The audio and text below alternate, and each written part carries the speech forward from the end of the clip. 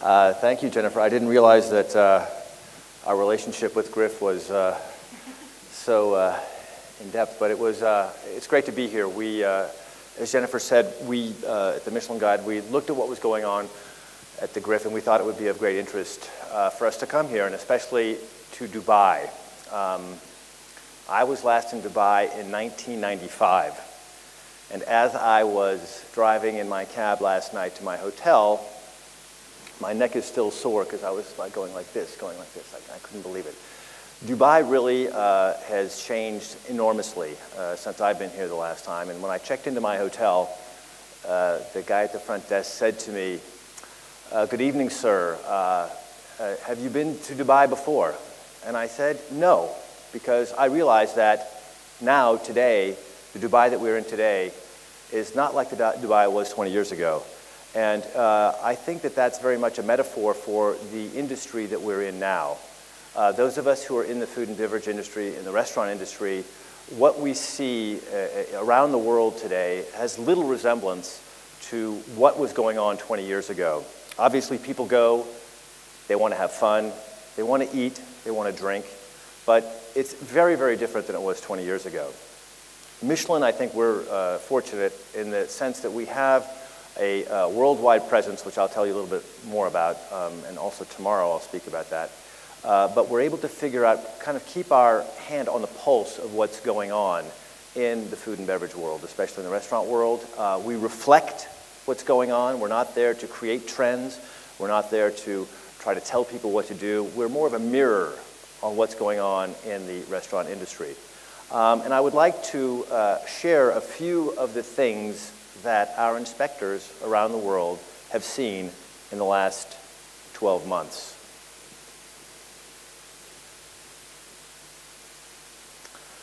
First of all, I'd just like to mention that probably not everyone knows that obviously our roots are in France. And as I said, I'll talk more about the Michelin Guide's history and what we do tomorrow, but we are around the world. We're currently in North America with 3 cities covered. We have, last year we launched Rio, Sao Paulo in Brazil to cover those 2 cities in South America. We have extensive coverage in the major cities and countries of Europe. And we're also in Asia. We're currently in Hong Kong, Macau, Tokyo, Kyoto, Osaka. We will launch the Singapore Michelin Guide on July 21st of this year. And last week, we announced the Seoul Korea Guide. So the Michelin Guide is continuing to put the flagpole of the Michelin Guide around the world. Now, just to talk a little bit about some of the things that we have seen in fine dining. When I say fine dining, people tend to have an image of starched white napkins and tablecloths and fancy silverware and baccarat crystal glasses. But that's really much less of the case around the world. Fine dining means dining on dining well, good food. And I think that's very much of a trend we've seen. And I think that one of the things that we've really noticed is that what is happening off of the plate can be as important as what is happening on the plate. That means that people are looking for experiences when they go out to eat now. This particular photo was taken at a restaurant that has 3 stars in Madrid called Diversio. David Muñez is the chef there. It's like going to Alice in Wonderland. It's Fantasyland. You have images that are completely surreal. These are some of the things that we have. The ice cream cones are actually wine coolers. So you really have, when you go to Diversio, you're entering another realm. It's very important now. It not necessarily appeals to everybody, but it is an experience. It's a unique experience. And that is also what you find on the plate. What you're eating is really absolutely unique. People, I think, now tend to go, what we see is people looking for something that enables them to be with their friends. They want to be seen. They want to communicate. They want to share what is going on, both in the plate and both around them. Another thing that our inspectors have seen around the world is it's the product, please, but not too much information.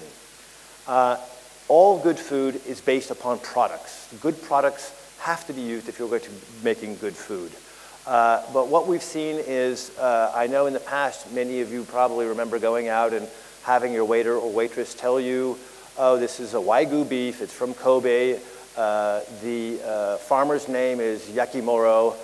He massaged the cow with maple syrup and fed him a certain type of grass before he ate, and on and on. And by the time you're ready to eat, your food is cold because they've explained so much about the product to you. So that is something that people are saying, enough is enough. Tell me, is the zucchini or the courgette from New Zealand? That's all I need to know. Is the beef from Kobe, Japan? That's perfect. People want good products, but they don't necessarily want to know everything about them in detail. This particular photo was taken in Oslo at MIMO, which was awarded 3 Michelin stars just a few weeks ago. It's a sign of what's going on also. I mean, now you see, when you think 20 years ago, modern British cooking, that didn't exist. For those of you who are from the UK or know the UK, chefs like Jason Atherton or Nathan Outlaw or Heston Blumenthal, those chefs obviously they didn't exist. Fine dining in the UK was mainly French. It was the Roux brothers. It was Jean-Pierre Kaufmann. It was the French chefs from Paris who had outposts in London. Now you have modern British cooking, and that's a revolution. The same thing is true in Scandinavia. Nobody went to Scandinavia. No one went to Copenhagen. Rene Redzepi was probably still in diapers. These are trends that are happening all over the world. We find young chefs wanting to break out, do their own thing in countries where they have no long or deep gastronomic traditions.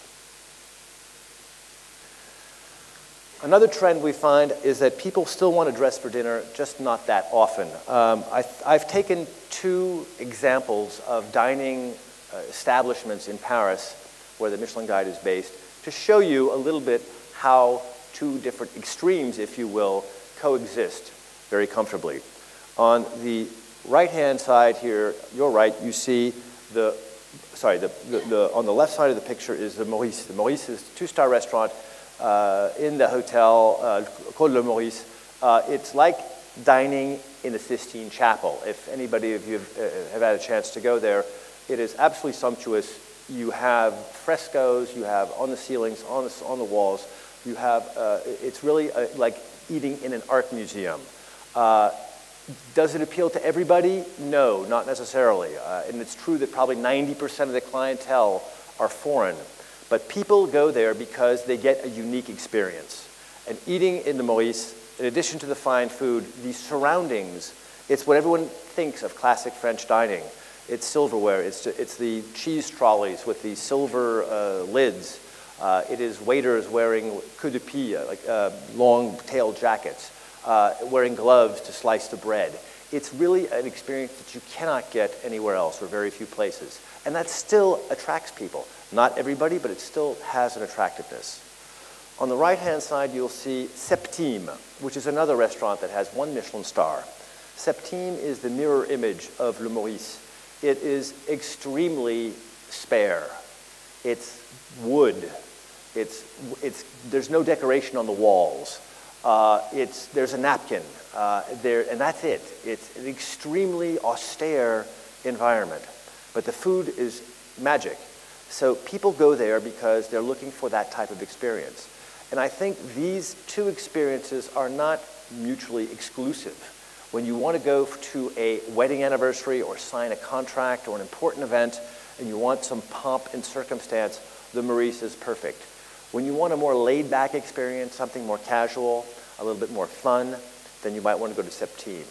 And I think the message here is that restaurants, they cannot be all things to all people. It's very important to focus on what do you want, what experience do you want to deliver to your customers.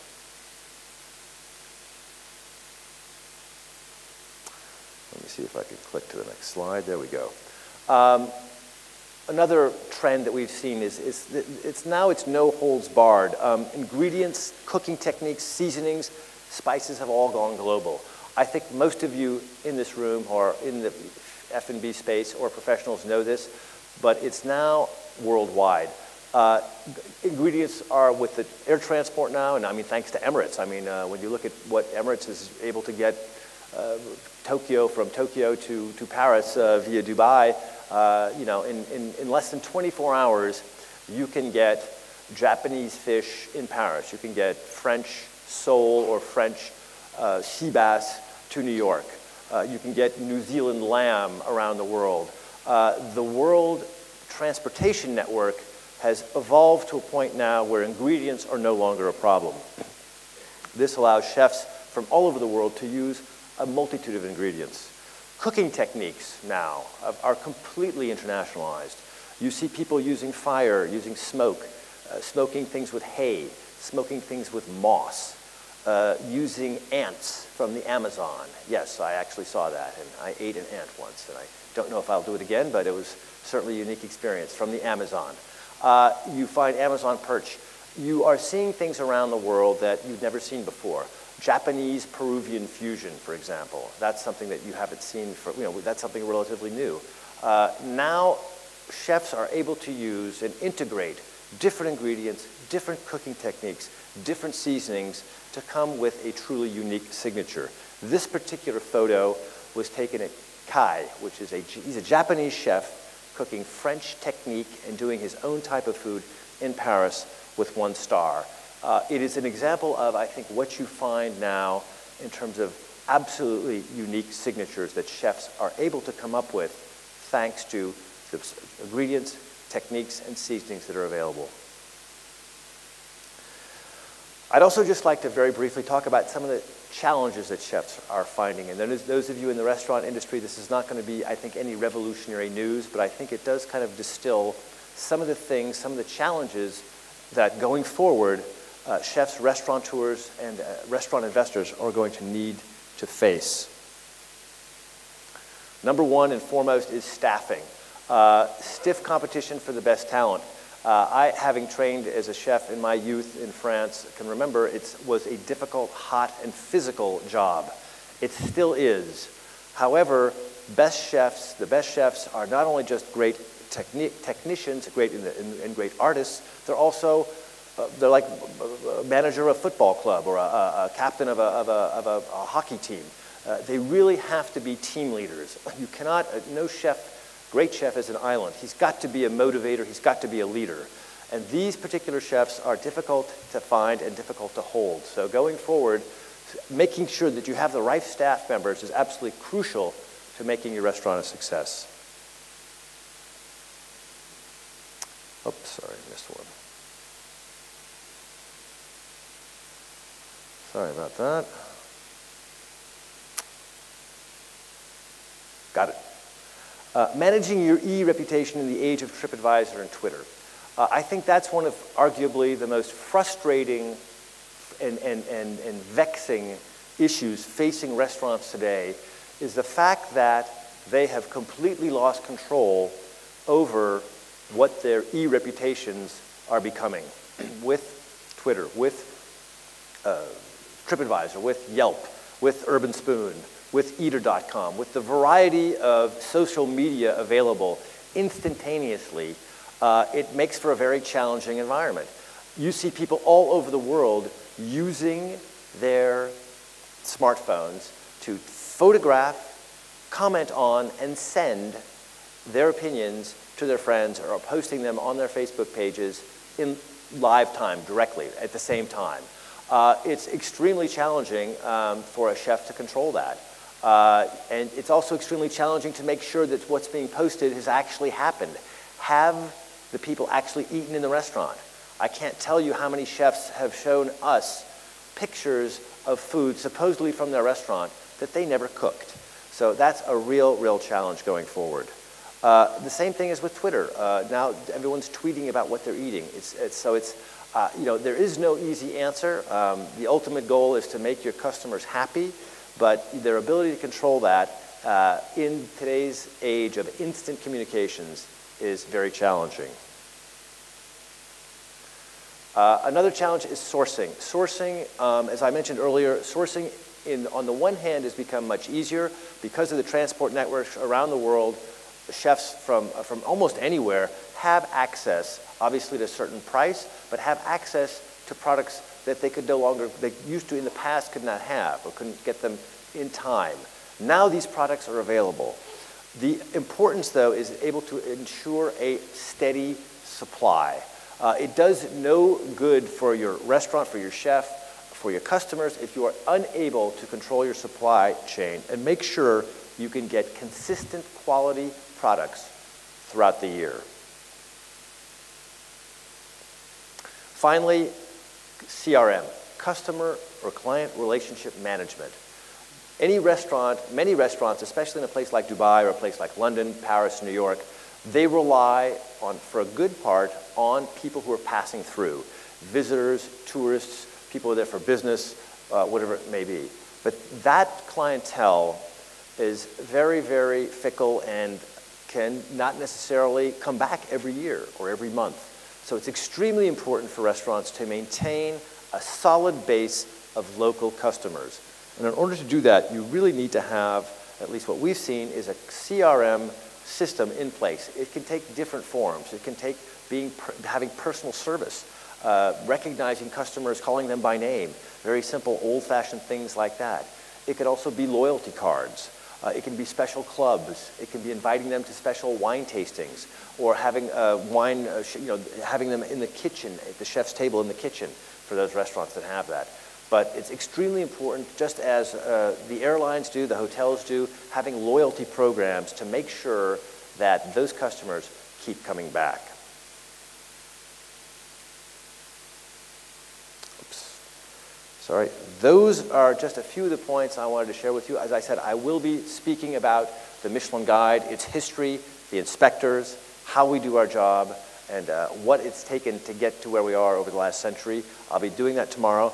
In the meantime, though, I would like to have a Q&A. If any of you have any questions about the Michelin Guide, about what we've seen, or what we think we're going to be doing, I'd be happy to answer them. I see a hand here. When do we come? I'm here, right here. We are looking at Dubai. One of the reasons I'm here as well is that obviously Dubai is an emerging market for us. When we say emerging market, we look at things, it's very important for us to see what's going on. And I think that Dubai is arguably one of the most dynamic and exciting restaurant cities, restaurant zones in the world. So I can't tell you when the actual Michelin Guide will be here, when there will be a Michelin Guide Dubai. But I will say this, that the Michelin Guide exists to create value for the Michelin brand. Most of you probably know that the main activity of the Michelin Corporation is making tires. It's not selling guides. So we're there for the tire business, but our headquarters for Africa, India, and the Middle East are in Dubai. So I think that it's only a matter of time, hopefully, that we will be here. Yes, sir.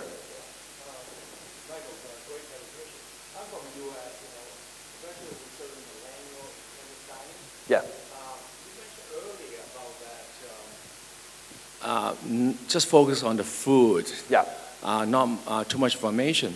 We find our customer, they want to know where food comes from, and then make sure that we support sustainability and also social responsibility. Can you tell us a little bit about how you see difference between the restaurants and versus the campus dining, we call it? Yeah, I think that's a good point. I think it's kind of a subtle point, but I think the question is people want to know what the origin of their food is. But I think the extreme went too far at one point when people were telling you more than you need to know. People want to know where the food came from. Was it organically grown? Is it from a farm, perhaps? But I think that trend got a little bit out there when they were telling you, the farmer's name, what type of, grass the cow was being fed, and it went on and on and on, and it was like, okay, enough, I'd like to eat, please. So I think that it's, to your point, it's, I guess the message I was trying to get over is that people want to know about the product, but not too much information. And I think it's up to each restaurant, and it depends upon their clientele as well. Each restaurant, each chef, each waiter to understand what their customers are looking for and how much information they want. Yes, a question back there.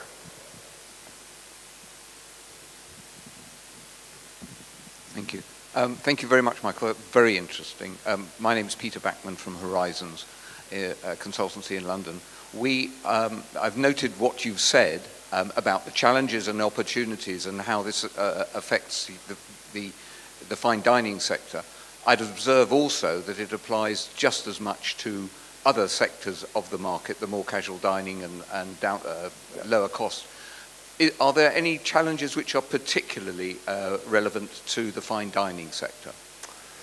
Yeah, I think what we've seen is, I would argue that the challenges in the fine dining sector are probably economic more than anything else.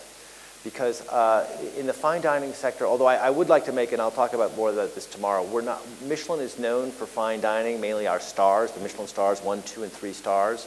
That only represents about 15% of the 20,000 restaurants that we have in our guides around the world. Only about 15% have stars, so we do have, and I'll talk about that tomorrow, non-starred dining.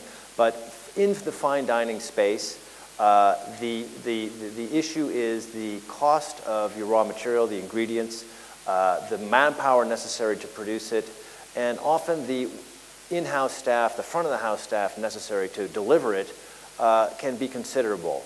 And you often we've seen it, although our job is not about economics, that one thing we've found over the years is that those restaurants that have a high break-even point in the fine dining sphere, they have to make sure that they are filled all the time to capacity. Below say a 75 or 80% capacity level, they're not even breaking even. So I think going forward in the fine dining space, make sure that you don't have too many covers. I mean, if you look around the world, there's very few fine dining establishments, and there are exceptions, of course, that have more than 50 or 60 covers.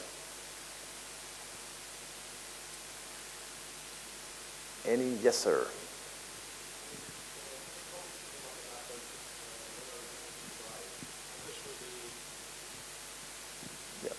This discussion came up about when are you coming to Dubai. My question is more, do you feel Dubai needs the Michelin Guide? You know, I think that we could argue, does anybody need a Michelin Guide? I mean, is a Michelin Guide needed? You know, I think that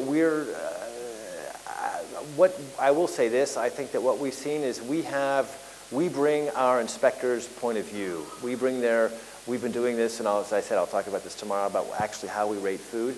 You know, arguably, there's many places, you know, that have great food where the Michelin Guide's not present, and there's others. There's social media, there's magazines, there's, you know, many ways that obviously that you can get information about where you want to go to eat more and more. I will say this, however, if I look at these cities, and this is the feedback we've gotten from chefs, in the cities that well, there's two things. In the cities where we've gone to fairly recently, for example, Hong Kong, we're in our 8th year this year, I have heard from many chefs in Hong Kong, both Chinese and non-Chinese, that the arrival of the Michelin Guide with our standards that we communicate, and I'll talk about that tomorrow, we have enabled the overall culinary scene to move forward, to go up. The general bar has been placed higher, and it gives chefs something to go for, to shoot for. And I think that that's something that I think has been, generally speaking, is positive. I will also tell you this, the fact that we're launching in Singapore this year, the fact that we're launching in Seoul, Korea this year, and we have 2 other cities which we have not officially announced yet. We're doing this because we're being brought to these cities by the governments, by the tourist boards, by the local industry to come to these new cities, because we don't go to any new cities now if we don't have financial partners. But we're being brought to these cities because they want the presence of the Michelin Guide. I think the Michelin Guide does 2 things. It, first of all, gives an international spotlight onto the fine dining scene in a particular country or a particular city. It also enables the local chef community to have some standards they can cook to. I mean, you can agree with the Michelin Guide or not. You know, we certainly have an opinion. There's no truth with a capital T in this industry. But I do think that it gives the chefs something to go for. Thank you so much, Michael. Michael will be around today, and he's also presenting again tomorrow. So if you have any further questions, do feel free to grab him during one of the coffee breaks. Thank you so much. Thank you, and I would like to introduce Charles Banks. Thank you very much.